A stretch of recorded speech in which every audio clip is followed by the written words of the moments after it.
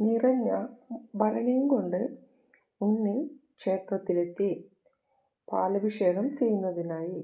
ഉണ്ണി ക്ഷേത്രത്തിലെത്തിയപ്പോൾ കാവൽക്കാർ പറഞ്ഞു, പൈസയില്ലാത്തവർക്ക് അഭിഷേകം ചെയ്യാൻ കഴിയില്ല. ഇത് വലിയ സമ്പന്നർക്ക് മാത്രമേ പാലഭിഷേകം ചെയ്യാൻ കഴിയൂ. ഇത് കേട്ട ഉണ്ണി കരഞ്ഞുകൊണ്ട് സങ്കടത്തോടെ ക്ഷേത്രപ്പടിയിലിരുന്നു. എത്ര നേരം ഇരുന്നു എന്നറിയില്ല. രാത്രി നട അടച്ചു. ഉണ്ണി അവിടെ തന്നെ ഇരുന്നുറങ്ങി. സമയം പാതിരാത്രിയായി. ക്ഷേത്രത്തിൽ നിന്ന് മണിയൊച്ച കേട്ട് ഉണ്ണി ഞെട്ടിയുണർന്നു. ഉണ്ണി ഉണർന്നു നോക്കുമ്പോൾ ക്ഷേത്രത്തിന്റെ നട തനിയെ തുറന്നിരുന്നു. തുറന്ന ക്ഷേത്രനടയിൽ നിന്നും ഒരു കൊച്ചു ബാലൻ ഇറങ്ങി വന്നു. കറുത്ത നിറം, കിരീടം, കയ്യിൽ ഓടക്കുഴൽ. ബാലൻ ചോദിച്ചു, എന്തിനാ ഉണ്ണി കരയുന്നതെന്ന്. ആ ബാലൻ ഉണ്ണിയുടെ കയ്യിൽ നിന്നും കളിമൺ ഭരണി വാങ്ങി.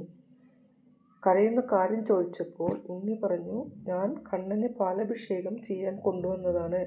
പക്ഷേ എന്നെ പാലഭിഷേകം ചെയ്യാൻ ആരും സമ്മതിക്കില്ല. സമ്പന്നർക്ക് മാത്രമാണ് പാലഭിഷേകം എന്നാണ് ഇവിടെയുള്ളവർ പറയുന്നത്.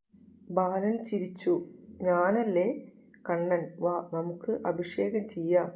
ഉണ്ണി ആശ്ചര്യത്തോടെ ആ ബാലനെ നോക്കി. എന്നിട്ട് ഉണ്ണിയും കണ്ണനും കൂടി ക്ഷേത്രത്തിന്റെ ഉള്ളിലേക്ക് കയറി. ആ കുടം നിറയെ പാൽ കൊണ്ട് കണ്ണനെ കുളിപ്പിച്ചു. വിഗ്രഹത്തിൽ നിന്ന് ഒരു ദിവ്യപ്രകാശം വന്നു ക്ഷേത്രത്തിന്റെ മുഴുവൻ ഭാഗം. രാവിലെ പൂജാരി വന്നു നോക്കുമ്പോൾ വിഗ്രഹം മുഴുവൻ പാലിൽ കുളിച്ചിരിക്കുന്നു. പടിയിൽ ഉണ്ണി കിടന്നു. പൂജാരിക്ക് അത്ഭുതമായി. വിവരം രാജാവിനെ അറിയിച്ചു. രാജാവ് എത്തി. രാജാവ് ഉണ്ണിയെ വിളിച്ചു ചോദിച്ചു, നീ എങ്ങനെയാണ് അകത്ത് കയറിയത്? നട അടച്ചിരിക്കുകയായിരുന്നല്ലോ. ഉണ്ണി സത്യം പറഞ്ഞു, ഞാൻ ഇവിടെ കിടന്ന് ഉറങ്ങുകയായിരുന്നു. അപ്പോൾ ക്ഷേത്രത്തിന്റെ നട തന്നെ തുറക്കുകയും അവിടെ നിന്ന് ഒരു കറുത്ത ബാലൻ ഇറങ്ങി വരികയും എൻ്റെ കയ്യിൽ നിന്ന് പാൽക്കുടം വാങ്ങി അഭിഷേകം ചെയ്യുകയും ചെയ്തു. എന്നെയും കൂട്ടി അമ്പലത്തിനുള്ളിൽ. നീ പറഞ്ഞത് ആരും വിശ്വസിച്ചില്ല. രാജാവും മറ്റു ആളുകൾ ആരും തന്നെ ഉണ്ണി പറഞ്ഞ സംഭവം വിശ്വസിച്ചില്ല. പക്ഷേ അവിടെ അപ്പോഴേക്കും ഒരു അത്ഭുതം സംഭവിച്ചു.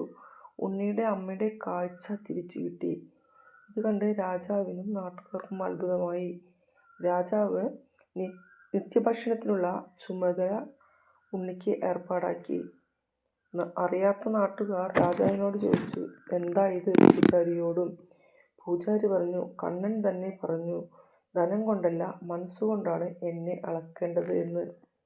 പിന്നീട് രാത്രി നട അടക്കുമ്പോൾ പൂജാരി പറയും, എല്ലാവരും കണ്ണ ഉണ്ണിയെപ്പോലെ വരുന്നവരെ നീ. പിന്നീട് നടയടക്കുമ്പോൾ പൂജാരിമാർ പറയും, കണ്ണ ഉണ്ണിയെപ്പോലെ വരുന്നവർ നീ തന്നെ നോക്കിക്കൊള്ളണമെന്ന്. പിന്നീട് ഉണ്ണി വളർന്നു.